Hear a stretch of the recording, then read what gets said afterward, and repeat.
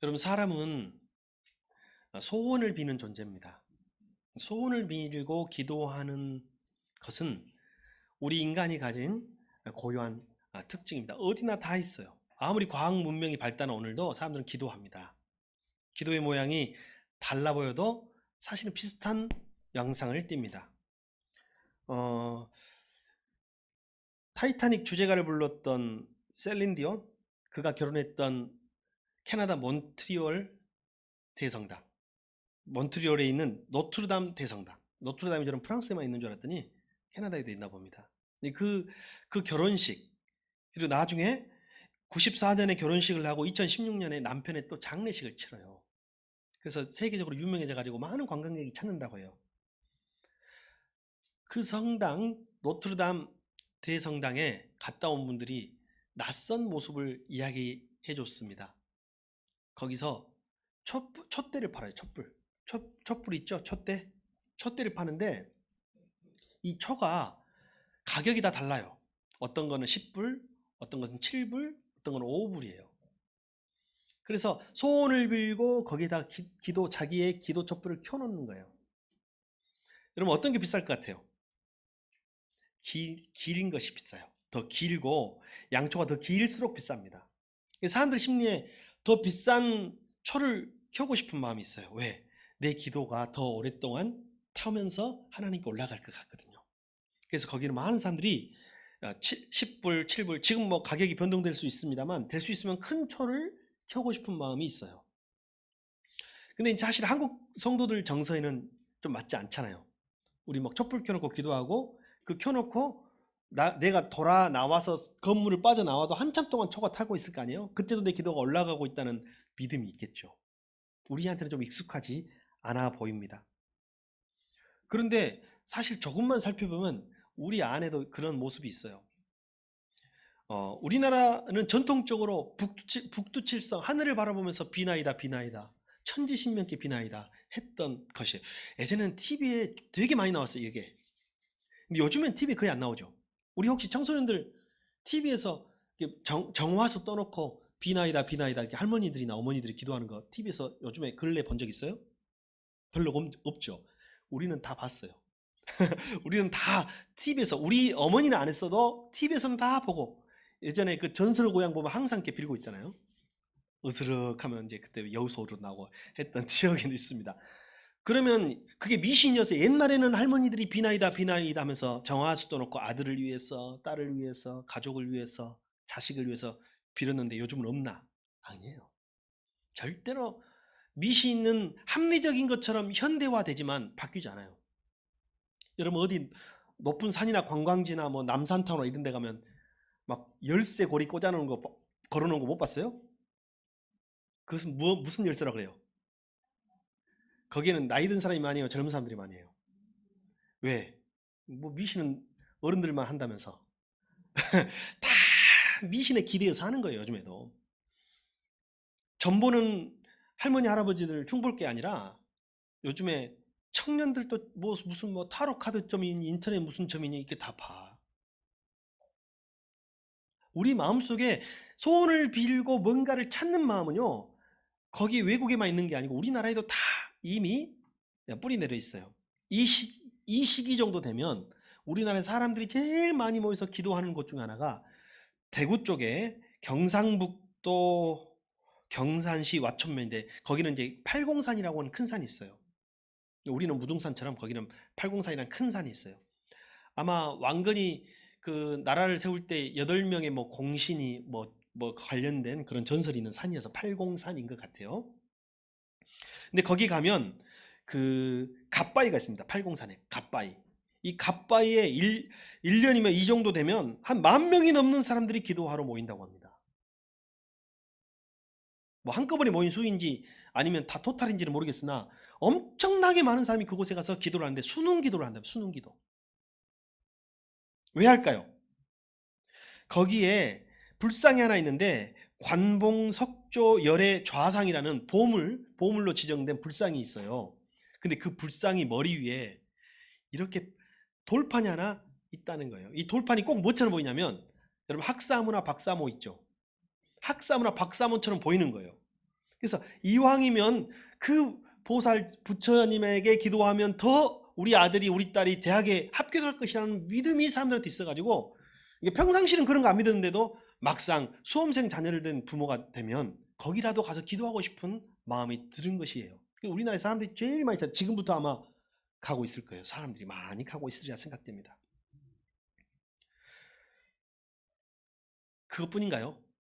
교회 안에도 평상시는 기도하지 않다가 수능이 다가오면 기도하는 사람들로 많아지고, 무슨 수능 특별 기도회, 수능 금식 기도회, 수능 철야 기도, 수능 새벽 기도 이런 게 생겨납니다. 한국 교회. 이게 다 이게 무엇을 보여주는 것인가요? 세상에 우리 마음대로 우리 뜻대로 잘 되지 않는다는 거예요. 세상에는 낙심할 만한 일이 많은 것이 세상입니다. 여러분, 사람이 안 아프면 좋잖아요. 근데 안 아플 수 있어요? 사람이 실패 안 하면 좋잖아요. 실패 안 할 수 있어요? 생로병사, 그리고 고통과 아픔, 어떤 사람들은 현실이 그렇게 녹록하지 않다는 것을 일찍 깨닫습니다. 많은 사람들이 관계의 상처를 받아요. 사람 인간관계가 내 마음대로 되나요? 봅시다. 부모님들한테 물어봅시다. 자식과의 관계가 내 마음대로 되는가요? 사실 천륜 따지면 부모 자식 간의 관계는 이루 말할 수가 없어야 돼요. 근데 부모 자식 간의 관계도 쉽지가 않아요. 부부는 뭐 더 말해서 무엇하리. 좋아가지고 죽고 살고 죽고 뭐 하는 그런 관계는 연애 기간 얼마 안 돼요. 우리는 관계에 상처받은 이들입니다. 우리는 믿었던 이들에게 배신당하며 몸부림치던 이들입니다. 병원마다 불안에 떨며 검사 결과를 기다리는 이들로 가득합니다. 또 수술을 앞두고 마음을 졸이고 금식하며 소망을 품고 기도하는 이들이 얼마나 많습니까? 심지어는 시한부 판결을 받고 원망과 회한으로, 후회로 인생을 마감을 준비하는 이들도 생각보다 많습니다. 근데 이게 남의 이야기가 아니라 저와 여러분이 지금은 아니어도 언젠가는 한 번은 다 통과해야 될 일들이에요. 죽음의 일이 남의 이야기가 아니에요. 처음에는 가까운 사람도 있지만 결국은 저와 여러분의 일이 됩니다. 은행에 가보세요. 제가 저번 주에 제가 가정교회 목회자 컨퍼런스에 뭐 도서 판매를 맡아가지고 이번 주에 제가 현금이 많이 있었어요. 근데 그걸 들고 있으니까 불안하잖아요. 은행에 저금하러 갔습니다. 화가 나는 거예요. 제가 2시 넘어서 갔는데 큰 은행이에요. 큰 은행인데 낮에 대출 받는 데 있잖아요. 대출 받는 데는 직원이 많은데 창구에는 줄을 계속 서 있는데 입금 받고 예출금 하는 데는 직원이 한 명 있는 거예요. 한 명. 가지고 입금하려고 해도 얼마나 많이 기다렸는데 저쪽 보니까 저쪽은 사람들이 많은 거예요. 보니까 대출 창구를 바라보니까 거기에 왜 사람들이 많을까? 은행에 돈이 되니까 그러겠죠. 그리고 그만큼 대출 받으려고 하는 사람이 많다는 거예요. 이것을 보면 사람들이 그래 나는 입금하려고 줄 서는 거는 감사한 일이다 생각했습니다. 많은 사람들이 매출이 되지 않으니까 폐업을 준비하고 있습니다. 그리고 폐업을 경험했습니다. 또 암울한 현실에 스스로 자기의 인생을 스스로 정리하려고 하는 사람들도 있습니다. 이게 현실이에요. 우리가 사는 현실의 이야기예요. 그리고 이런 현실을 많은 사람들이 우리는 무기력하게 받아들일 때도 많습니다. 바로 오늘 우리에게 하나님이 우리 예수님이 하시는 말씀이 제목입니다. 앞에 있는 제목 읽어볼까요? 시작. 기도하고 낙심하지 말 것은. 주보에 있는 제목 설교도 다 똑같은데 제목만 바꿨어요. 주보에는 뭐라고 했어요? 원하고 바라고 기도합니다. 결국 같은 내용이 되겠지만 바로 낙심의 세대에, 그리고 열쇠라도 붙들고 돌이라도 붙들고 뭐라도 붙들고 소원을 비는 그런 심령의 우리들에게, 그리고 이때라도 더 기도하기 위해서 문제가 생길 때라도 기도하는 저와 여러분에게, 그 연약함을 아시는 우리에게 주님이 하시는 말씀이 기도하고 낙심하지 말아라. 근데 하나가 더 붙어요. 늘 기도하고 항상 기도하고 낙심하지 말아라. 자, 그러면 우리는 한번 살펴봅시다. 자, 늘 기도하고 낙심하지 말라고 주님 말씀하셨는데, 그러면 신앙인들도 여러 가지 삶의 무게에 힘들어하는 것은 사실 아닌가요? 그죠? 우리 아무리 교회 다니고 신앙이 있어도 인생의 무게는 모두 다 있고, 인생의 광야길에서 누군가는 쓰러지고 누군가는 좌절하고 누군가는 낙심하고 낭망하는 거예요. 여러분, 낙심이 뭔가요? 한자로 낙이 무슨 낙이에요? 심은요? 심장이 떨어졌어. 심쿵하고 달라요. 심쿵은 심장이 쿵덕쿵덕 뛰는 거예요. 좋아가지고. 근데 이 낙심은요, 심장이 땅에 떨어져 버린 거예요. 소망이 없는 거지. 낭망이란 말 있죠. 낭망은 뭐예요? 소망이 떨어져 버리는 거예요. 없어지고 사라져 버린 상태를 말하는 거예요. 우리 신앙인도 때때로 낙심합니다. 우리 신앙인도 때때로 낭망합니다. 아니, 때때로가 아니라 수시로 합니다. 짐에 많고 적음이 있을 수는 있으나 그 짐이 없는 사람은 세상에 아무도 없습니다. 우리는 그 짐을 덜어내기 위해 늘 하나님께 간구하고 기도하는 존재입니다.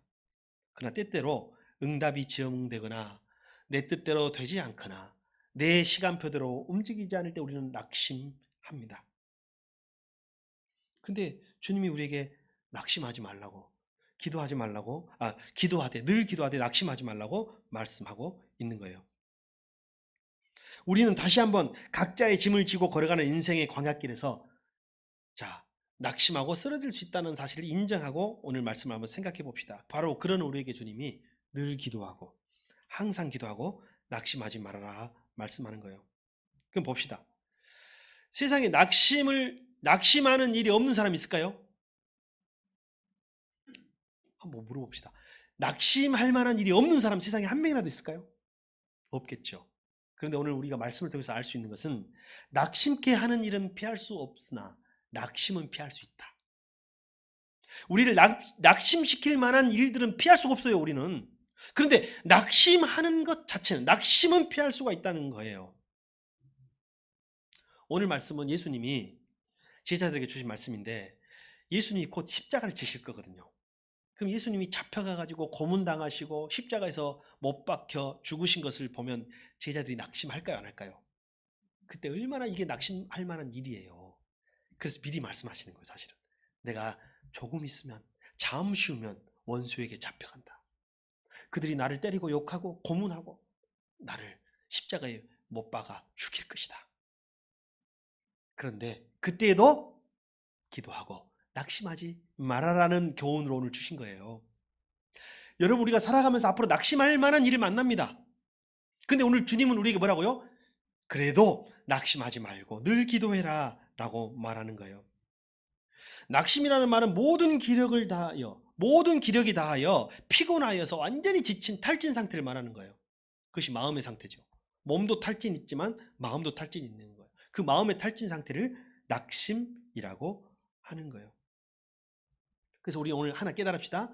낙심케 하는 일은 피할 수 있다, 없다? 없다. 그러나 낙심하는 것은 피할 수 있다, 없다? 있다. 그럼 어떻게 하면 되는가? 자, 먼저 성도가 낙심하게 되는 이유를 한번 살펴볼까요? 성도가 낙심하게 되는 이유. 첫 번째는 죄 때문에 낙심합니다. 사람이 죄책감 때문에 낙심해요. 그런데 사실은 죄책감 때문에 낙심하는 사람은 좀 착한 사람이에요. 근데 그럴 수 있어요. 제가 고등학교 때 그 미션스쿨 기독교 학교를 다녔어요. 그래서 신앙생활을 열심히 하고 같이 종교부 활동하는 친구들이 있었는데 1년 후에 졸업 후 1년 후에 그 친구를 우연히 길에서 만났습니다. 그래서 인사했죠. 너 교회 잘 다니고 신앙생활 잘하고 있니? 라고 했더니 그 친구가 저한테 탁 쳐다보면서 이렇게 말하는 거예요. 이미 베린 몸이야. 그러더라고요. 나는 이미 베린 몸이야. 20살짜리가. 지금 생각해보니 20살짜리가 베리면 얼마나 베렸겠어요. 근데 자기는 엄청 베렸다고 생각하는 거예요. 나는 이미 베린 몸이야. 그 눈빛을 제가 보면서 뭐라고 말을 그래도 힘내서 다시 한번 우리가 주님을 찾아보자라고 말을 했지만 돌아오는 길에 계속 그 말이 맴돌고 있어요. 지금 20년이 지났지만 지금도 그 생각이 나요. 그 친구가 왜 그랬을까? 제가 좀 상상력을 부여해서 그 친구의 마음으로 돌아가 보겠습니다. 고등학교 때까지 열심히 신앙생활도 하고 공부도 했는데 이제 대학을 갔을 거 아니에요. 대학을 갔는데 대학 가면 어때요, 여러분? MT 갈 거 아니에요, MT. MT 가면 뭐예요? 네. 지금처럼 얌전한 MT가 아니에요. 옛날 MT는 무슨 하사주라고 해가지고 군대에서도 없는 문화가 아직도 대학 MT에 남아있어요. 지금도 있으면 그 참 망할 짓이죠. 근데 거기서 부어라 마셔라 하고 신발에다 따라주면 또 후배들이 마셔야 되고 얼차례 한다고 막 엎드려 빠쳐 해가지고 시키고 오리걸음 시키고 막 이제 그렇게 하는 그러면서 점점 그 문화 속에 들어가는 거예요. 그 친구가 순수하게 신앙생활 했던 고등학교 때까지 그 친구가 대학 가가지고 그런 것들을 한꺼번에 받으니 얼마나 문화 충격이 컸을 것이며 나는 이미 베린 몸이야. 그 마음이 좀 이해돼요, 안 돼요? 지금 생각하면 지금 내 나이로 보면 그것도 귀여워, 사실은. 그것도 한 과정일 수도 있어. 근데 그때 그 친구는 그게 너무 컸나 봐. 근데 말해요, 여러분. 죄책감은 누가 심어준 줄 알아요? 죄책감은 사람에게 반드시 필요한, 사람이 양심이 있기 때문에 반드시 필요한 감정이에요. 근데 그 똑같은 죄책감을 하나님 편에서 해석할 수도 있고 사탄 편에서 해석할 수 있어요. 사탄은 죄책감을 어떻게 이용하냐면 너는 이미 베렸어. 너는 이미 끝났어. 너는 죄인이야. 하나님은 죄를 싫어해. 너를 벌 줄 거야. 기도해도 안 돼. 너희가 무슨 염치로 기도하고 무슨 염치로 예배드리고 그래. 이게 누가 심어주는 죄책감이에요? 사탄이 심어줘.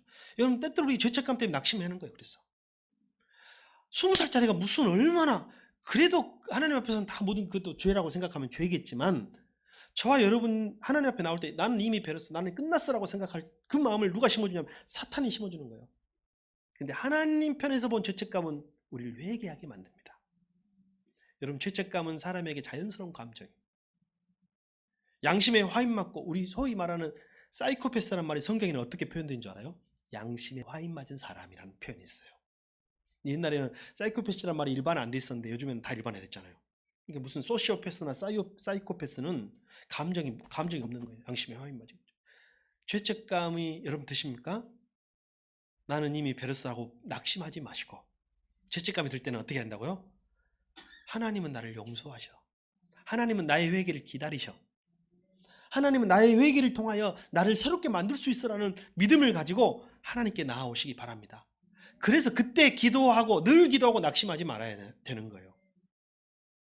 여러분 아까 관계적으로 사람에게 일에서 여러 가지 또 주님의 일을 하다가 사명 감당하다가 사명을 감당하지 못할 수도 있고 또 어떤 누군가를 미워하고 누군가를 저주했을 수도 있고 여러 가지 많은 것들이 있지만 여러분 죄 때문에 낙심하게 되는 것이 사람이지만 그러나 우리는 어떻게 하면 된다? 늘 기도하고 낙심하지 말 것은 그때 할 것은 회개라고 생각이 됩니다. 우리 성도들이 낙심하게 되는 원인 중에 하나는 환난 그리고 고난입니다. 환난과 고난이 오면 우리는 낙심해요. 환난과 고난보다도 사실은 그 환난과 고난을 주시는 하나님을 그 허용하시는 하나님 때문에 낙심할 때가 더 많아요. 사실은 환난과 고난이 오면 낙심합니다라고 말하지만 그것보다는 하나님이 나한테 어떻게 이럴 수 있어라는 마음이 들 때예요. 환난과 고난이 왔어요. 그 자체보다도 하나님이 나를 사랑하신다면 나에게 어떻게 이럴 수가 있어? 나에게 어떻게 이런 일이 날 수가 있어? 내가 왜 이렇게 아플 수가 있어? 내가 이렇게 실패할 수가 있어? 내가 왜 이렇게 힘들 수가 있어? 하나님 너무하시네. 하면서 우리 마음에 낙심이 드는 거예요. 이건 아마 신앙인들이 하는 낙심일 거겠죠. 그죠? 신앙인들이 하는 낙심 가운데는 하나님이 나한테 어떻게 이럴 수가 있어요? 근데 오늘 우리가 말씀을 통해서 들어보니 주님은 그때 우리에게 그래도 늘 기도하고 낙심하지 말 것은 여러분 하나님은요 절대로 우리를 그대로 내버려 두지 않으세요.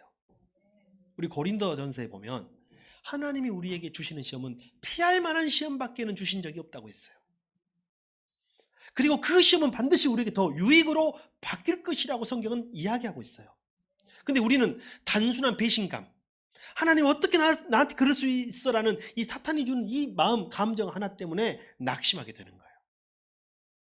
여러분 우리에게 주신 시험은 비록 힘들고 어렵죠. 우리가 다 감당할 수 있도록 하나님이 감당할 만한 시험만 주신 줄 믿습니다.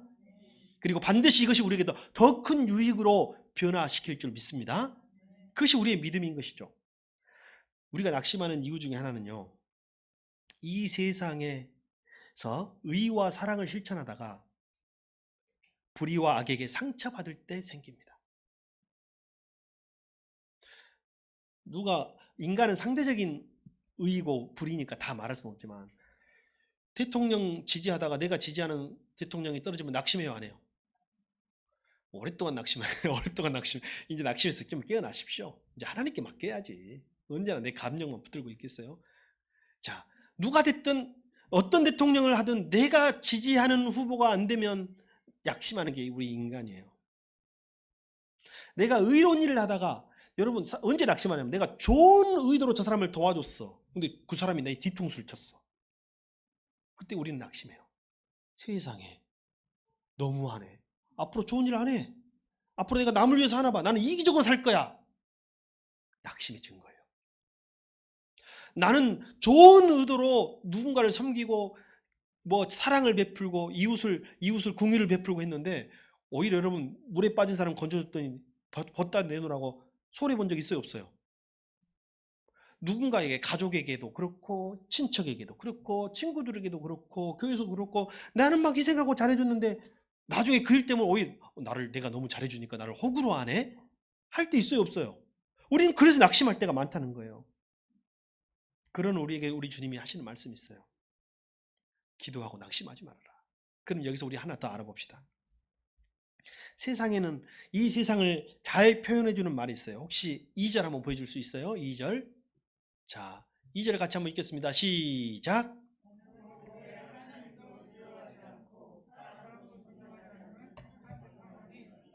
이 재판관을 우리는 보통 불의한 재판관이라고 부릅니다. 그래서 이 비유를 예수님이 기도하고 낙심하지 말아야 된다라는 교훈을 주시기 위해서 이 불의한 재판관의 교훈을 우리에게 오늘 말씀하시는 거예요.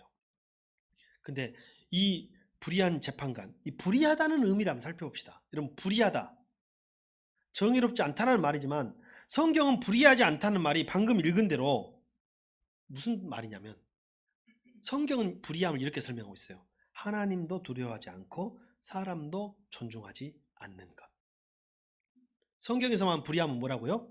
하나님을 두려워하지 않고 사람도 존중하지 않는 것이에요. 그래서 이 사람을 불의한 재판관이라고 하는 거예요. 여러분, 저 좋은 사람 같아요? 안 좋은 사람 같아요? 좋은 사람 같아요? 억지로 절박게 하고 있습니다, 지금. 여러분, 그래도 다소 제가 나쁜 면도 많지만 제가 여러분 보시기에 다소 좋아 보이는 점이 조금이라도 있는 이유를 제가 설명해 드릴게요. 저는 세상에 하나님이 없다면 무서울 게 없는 사람입니다. 저는 세상에 하나님이 없다라고 내가 생각이 된다면 제가 세상에 못할 일이 하나도 없는 사람입니다. 저뿐일까요?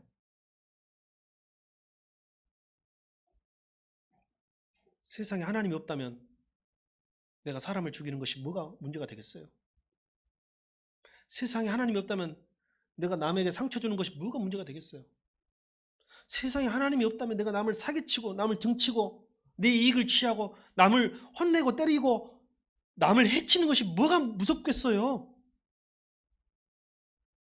세상에 하나님이 없다면 자식을 버리고 또는 사람을 배신하고 또 내가 목사의 직이지만 오히려 이것을 악용하고 이용하는 것이 뭐가 두렵겠어요? 그러나 다소나마 여러분 저를 착하게 조금이라도 봐주시는 것은 물론 여러분 생각이 나쁜 것도 있을 수 있겠으나 조금이라도 봐주시는 건 제 안에 하나님을 두려워하는 마음이 있기 때문입니다. 불의하다는 것은 하나님을 두려워하지 않는 거예요.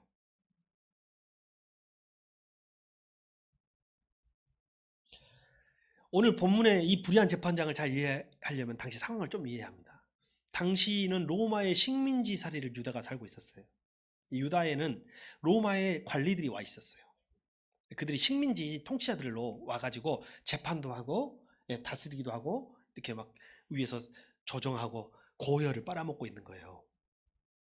근데 이 사람이 로마 시민인 그리고 로마의 재판관이 로마의 그 권력자가 유대 백성들을 사람으로 보이겠어요? 그리고 그 땅에서도 가장 힘없고 연약한 한 과부를 사람으로 보겠어요? 저는 얼마 전에 충격적인 사실을 깨달았습니다. 옛날 미국, 아메리카 예, 이런 일이 있었대요. 농장에서 흑인 노예들을 노예로 부리잖아요. 부리는데 흑인 노예들은 남녀노소 남자 노예 여자 노예 막 다 있잖아요. 있는데 집 주인들이 백인 주인들이 심지어는 여주인까지 옷을 하나도 입지 않고 다녔대. 그런 게 정정이 있었대. 한번 생각해 봅시다. 아니 거기에는 흑인은 남녀노소 다 있는데 여자 노예만 있는 건 아닐 거 아니에요. 근데 집주인이 집 여주인이 옷을 다 벗고 아무런 꺼리낌 없이 거기를 다닐 수 있는 이유는 뭐라고 생각하세요? 예? 사람으로 안 보는 거예요. 여러분 애기라도 있으면 내가 옷 벗는 게 좀 주저들잖아요. 근데 여러분 집에 개 키우시죠? 강아지? 개 키울 때 옷 벗는 거 두려운 사람 있어요? 고양이 있을 때는 옷을 벗어 우리는 그냥. 당시에 노예 주인들이 흑인 노예를 생각할 때 사람으로 안 본 거예요. 그냥 일반 동물처럼 짐승처럼 생각했기 때문에 옷을 벗는 게 아무런 꺼리낌이 없었어요. 사람을 존중하지 않는다는 게 무슨 말인지 알겠죠, 여러분?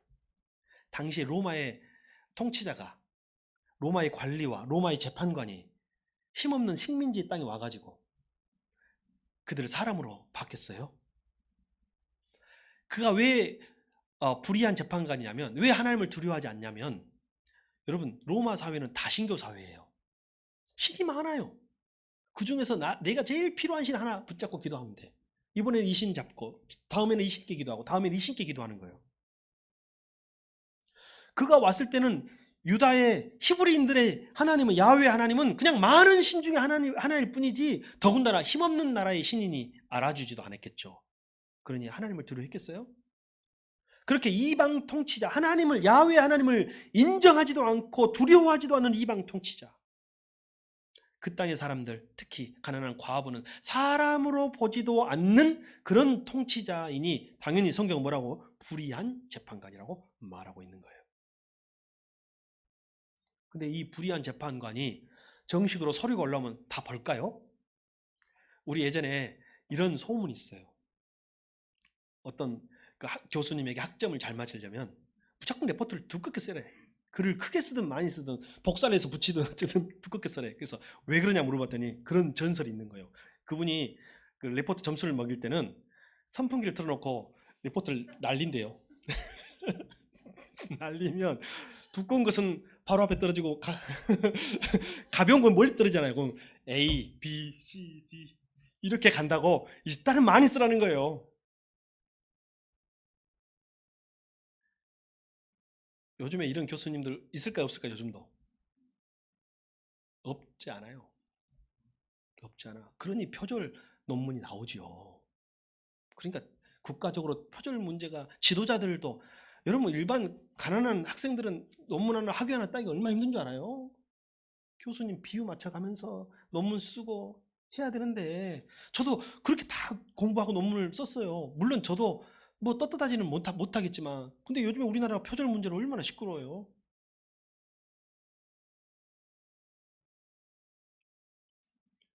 그런데 이방의 재판관이 하물며 가난한 짐승같이 여겨지는 민족의 그것도 일개 과부의 이 송사를 눈여겨보겠냐는 거예요. 자기에게 이익이 없고 돈이 안 되는데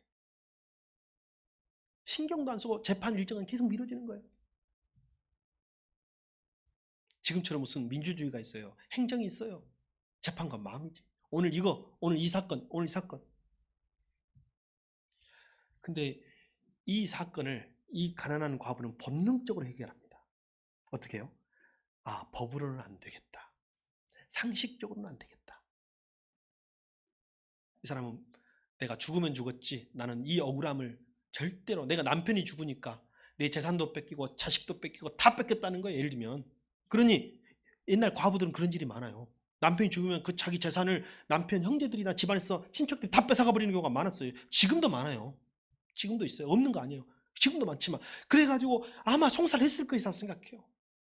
근데 상식적으로 법적으로 행정적으로는 해석이 안 된다는 걸 아니까 이제는 무대뽀로 나가는 거예요. 사무실에 찾아가 법원에 찾아가니까 안 만나죠. 사무실에 차니까 쫓겨나. 그럼 어디로 가야 될까요? 집으로 찾아가는 거예요, 이제. 자, 낮에 가니까 바쁘다고 안 만나죠. 그럼 언제 가야 돼요? 밤에 가는 거예요. 밤에는 또 왜 안 만나죠? 잠자야 된다고 안 만나주는 거예요. 그러니까 이제는 밤낮 관계없이 집이든 법원이든 사무실이든 상관없이 계속 가는데 이 사람이 딱 보니까 눈이 뒤집어져 있어. 눈이 뒤집어졌어. 눈이 정상이 아니에요. 이 여자가 억울해가지고. 이 재판관이 그래도 사람 보는 눈이 있는 거예요. 저 여자는 절대로 죽으면 죽었지 포기하지 않을 여자다는 걸 안 거예요. 그럼 어떻게 한다? 오늘 성경 보니까 아휴 귀찮아 죽겠네. 내가 보니까 저 사람은 눈빛이 지금 정상이 아니야. 내가 이거 해결해주지 않으면 끝까지 올 거야. 내 손에 피 묻히기도 그렇고 아이고 빨리 끝내는 게 낫겠어 라는 생각이 들도록 간절히 끝까지 찾아갔어요. 그래서 이 여자의 억울함을 해결해 주는데 이 사람이 착해서 의로워서 해결해 준 게 아니고 왜요? 귀찮아서 해결해 준 거예요. 근데 성경에 예수님은 이렇게 말합니다. 그래도 그 재판장이 하는 말을 잘 들어봐라. 내가 저렇게 간절히 찾아오는 저 여자 내가 해결해 줘 아니면 끝까지 찾아올 텐데 내가 귀찮아서라도 빨리 해결해 줘야 되겠다라고 불의한 재판관이 말하지 않았느냐. 불의한 재판관도 귀찮아서라도 해주는데 의로우신 하늘의 재판관은 너희를 불쌍히 여기지 않겠느냐. 너희들을 궁휼히 여기지 않겠느냐. 너희들의 기로에 외면하겠느냐. 여러분 재판관이 불의하다고 생각하면 재판을 포기하고 놔버리는 사람들 얼마나 낙심해가지고. 제가 이 말씀을 여러분에게 드리는 건 이 세상은 불의한 세상이라는 거예요. 이 세상의 통치자들의 대부분은 불의합니다. 이 세상의 권력자 대부분은 불의합니다. 우리에게 일어나는 대부분의 많은 일들은 불의한 일들입니다. 우리는 세상에 살면서 불의한 일을 많이 당합니다. 그때 우리는 불의한 세상에서 낙심하지 말아야 돼요. 왜? 세상은 원래 그렇다는 거예요. 여러분 당시에만 불의한 재판관이 있었나요? 오늘날도 불의한 재판관과 불의한 사람들은 우리 안에 차고 넘쳐요. 여러분 혹시 회사의 상사들은 의로운 상사 몇 명이나 있던가요? 다 불의한 상사들이 많아요. 이상하게 역학적으로 그렇게 되는 것 같아요. 내 입장에서는 아래에서 볼 때는 다 그렇게 보이겠죠? 그러나 오늘 주님은 우리에게 말하는 거예요. 불의한 세상이 불의하다. 그렇다고 해서 너희들은 낙심하지 말아라. 여러분 그러면 저는 오늘 큰 비밀을 깨닫습니다. 오늘 성경에 늘 기도하고 개역 성경에는 항상 기도하고 라는 말이 나와요. 낙심하지 않는다는 것은 무슨 말이에요? 늘 기도하고 항상 기도하는 거예요. 낙심의 증거가 뭔지 아세요? 기도가 멈추는 거예요. 내가 기도가 멈췄다 하면 뭔가 낙심하고 있는 거예요. 하나님에게, 사람에게, 일에게. 내가 지금 낙심한 것은 뭔가 증거가 있잖아요. 낙심했다는 것은 기도가 멈췄다는 거예요, 여러분. 그래서 성경은 늘 기도하지 말라고 하는 거예요. 늘 기도하라는 거예요. 늘 기도하라. 근데 오늘 깨닫습니다. 데살로니가 전서에 여러분 항상 기뻐하라, 쉬지 말고 기도하라, 범사에 감사하라 그랬잖아요. 그럼 거기에 기도가 어떻게 기도하라고요? 예, 쉬지 말고 기도하라. 쉬지 말고 기도하라는 말이 무슨 말인지 오늘 비로소 완성이 되는 거예요. 여러분 쉬지 말고 기도하라니까 1초도 안 쉬고 24시간 계속 기도하라는 말인 줄 알았어요, 옛날에. 근데 오늘 보니까 낙심하지 말고 계속 기도하라는 말이에요. 낙심하지 말고 응답 주실 때까지 기도하라는 말이에요. 여러분 낙심하지 맙시다. 그리고 늘 기도합시다. 항상 기도합시다.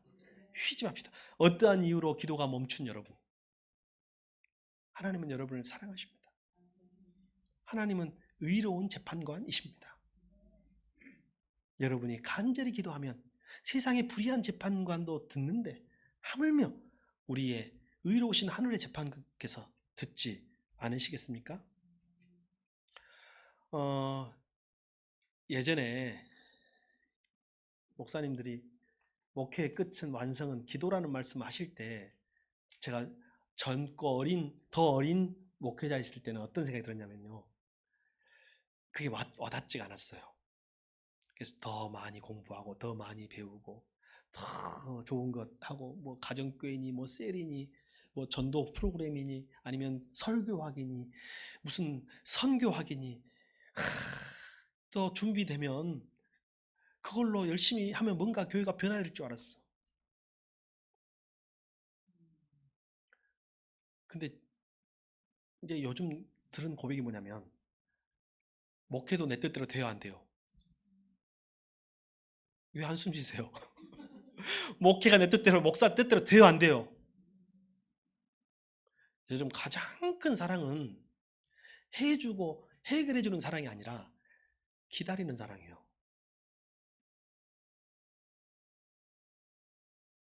믿음으로 믿고 기다려주는 사랑이에요. 목회 마지막은 보니까 기도인 것 같아요. 목회를 누가 하셔야 해요? 하나님이 하셔야 되는 거예요. 여러분 여기 얼마나 똑똑한지 여러분 보세요. 제가 중학생 한 명만 자꾸 이야기해도 요즘 애들이 이렇게 똑똑하다 생각이 드는데 사람이 사람을 못 움직인다니까요. 우리 젊은 비교적 자녀가 어린 부모님들께 요즘 얼마나 좋은 정보가 많아요. 우리가 애기 한참 키울 때마다 더 하나 더 요즘에는 맘카페까지 등장했어. 옛날에 우리는 맘카페가 그렇게 있지 않았어요. 우린 책을 봐야 됐어. 근데 요즘에는 그 책 플러스 맘카페가 또 있어가지고 얼마나 애들 키우기 좋은 정보가 많아요. 근데 여러분 나중에 아이들이 한 20살도 넘고 30살도 넘어봐요. 그때 어떤 고백이 나오냐면 최고의 자녀를 위한 최고의 교육은 뭐냐면 기도인 거예요. 부모가 자식에게 해줄 수 있는 최고의 것이 뭔지 알아요? 기도예요, 기도. 오늘 우리 주님이 잠시 후에 저와 여러분에게 고난이 닥칠 수 있음을 말씀하고 있습니다. 저와 여러분에게 환난이 닥칠 수 있음을 말씀하고 있습니다. 가장 믿었던 예수님이 십자가에 못 박힐 수도 있고 내 뜻대로 되지 않는 세상 일 때문에 나는 배와 그물을 버리고 하나님을 따랐는데 어떻게 나에게 이런 일이 있을 수 있습니까? 하는 일들이 제자들과 함께 마찬가지로 저와 여러분에게 일어날 수 있음을 말하고 있습니다. 근데 여러분 주님 우리에게 뭐라고 말하냐면 낙심케 하는 일은 피할 수 없으나 낙심은 피할 수 있다. 그래서 늘 기도하고 낙심하지 말아라 말하는 것입니다. 기도가요 1차원적인 기도, 2차원적인 기도, 3차원적인 기도가 있다고 한번 나누어 봅시다. 1차원적인 기도는 뭘까요? 아이의 기도예요. 어린아이의 기도. 항상 주시옵소서 주시옵소서 주실 줄로 믿습니다. 아멘. 하다가 뜻대로 안 되면 낙심하는 거죠.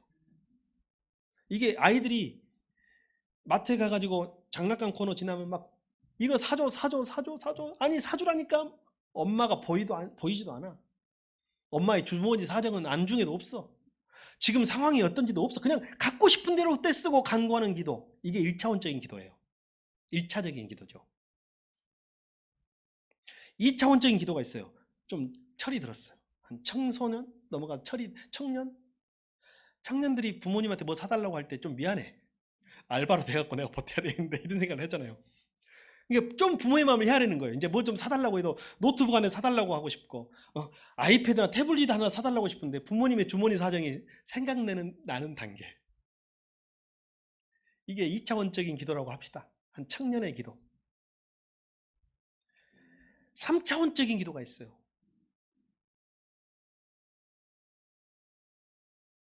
주님 무엇이 필요하십니까? 주님 무엇을 원하십니까? 주님 내가 무엇을 간구할까요?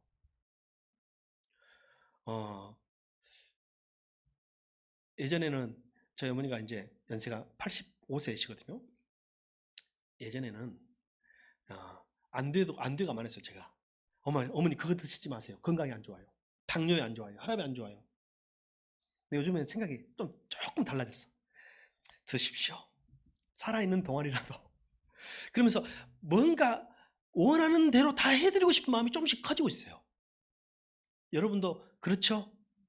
예, 이제는 안 돼, 하지 마. 여기에서 뭘 원하시지? 뭐가 하고 싶으시지? 뭐가 좋으실까? 이게 점점 늘어나고 있어요. 이게 3차원적인 성도의 기도의 단계가 있는 거예요. 근데 여러분, 제가 예전하고 비교하면 저도 변하고 있습니다. 저도 성장하고 있어요. 제가 더 젊은 어린 목사였을 때는 1차원적인 기도를 막 비난하고 하지 말라 그랬어. 고상해 보이지 않잖아요. 성숙한 기도하라고 막 그랬어. 그럼 지금 생각해 보니까 여러분, 1차원적인 기도가 필요해요. 1차원적인 기도도 하지 않는 사람이 어떻게 2차원, 3차원적인 기도를 하겠어요?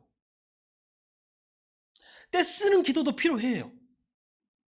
간구하는 기도도 필요해. 그것을 하는 사람이 2차원, 3차원적인 기도를 하는 거예요.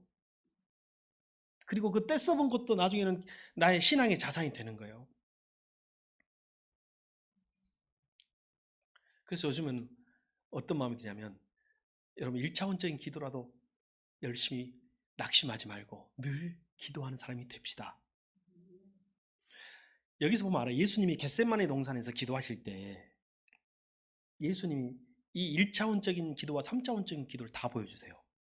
예수님도 1차원적인 기도를 하세요. 예수님 십자가를 앞두고 내일 내가 십자가를 지기 위해서 잡혀간단 말이에요. 알고 있어.